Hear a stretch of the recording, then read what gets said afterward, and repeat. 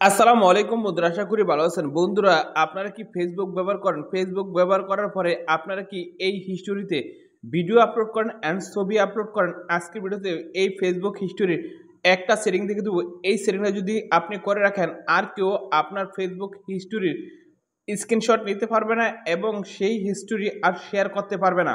অনেক সময় দেখা যায় কি আমরা সেনসিটিভ কোনো বিষয় আমাদের পার্সোনাল সেটা কিন্তু এই হিস্টোরিতে আপলোড করি। হিস্টোরিতে আপলোড করার পরে কিন্তু এই স্ক্রিনশটটা নিয়ে আমাদের অনেকে মজা করে। তো বাট আপনি যদি আপনার হিস্টোরিতে একটা সেটিং করে দেন, তারপর থেকে আপনার হিস্টোরিতে আর কেউ স্ক্রিনশট নিতে পারবে না আপনি যে হিস্টোরিটা আপনার ফেসবুকে আপলোড করেন। এখন কথা হলো, কোন জিনিসটা করার পরে আপনার হিস্টোরিটা আর কেউ স্ক্রিনশট নিতে পারবে না অ্যান্ড আপনার হিস্টোরিটা কেউ শেয়ার করতে পারবে না। এখন যদি আপনি ফেসবুকের এই সেটিংসটা করতে চান, অবশ্যই এই ভিডিওটা প্রথম থেকে শেষ পর্যন্ত দেখতে হবে। তো আপনি দেখছেন এমডিআর ভিডিও, আমি বাসন মধ্যে বেঁধে করে শুরু করে আজকের মূল ভিডিওটা। আপনি যদি এই গুরুত্বপূর্ণ কাজটা শিখতে চান, অবশ্যই এই ভিডিওতে একটা লাইক করে দিবেন। তারপর এখানে দেখেন সাবস্ক্রাইব লেখা আছে, এই সাবস্ক্রাইব বাটনে ক্লিক করে দিবেন। আপনি যখন এই সাবস্ক্রাইব বাটনে ক্লিক করে দিবেন, আমরা যখন নিত্য নতুন ভিডিও আপলোড করব সবার আগে কিন্তু আপনার ফোনে চলে যাবে। এখন আপনি ফেসবুক হিস্টোরির এই কাজটা করতে চাইলে আপনি ফেসবুকে ঢুকবেন। তারপর এখানে এখানে দেখেন ৩টা ডট, এখানে ঢুকবেন। তারপর আপনি কি করবেন, এভাবে নিচে আসবেন। তারপর এখানে দেখেন সেটিং, এই সেটিংসে আসবেন। সেটিংসে আসার পরে আপনি আস্তে আস্তে এভাবে নিচে আসবেন।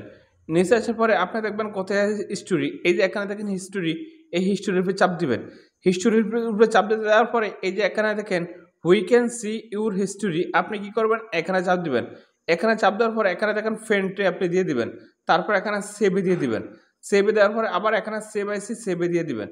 সেভে দেওয়ার পরে এই যে এখানে দেখেন allow others to share your public stories and win study, আপনি কি করবেন, এটা এনেবল করে দিবেন। তারপর থেকে এই অপশনটা এনেবল করে দিবেন।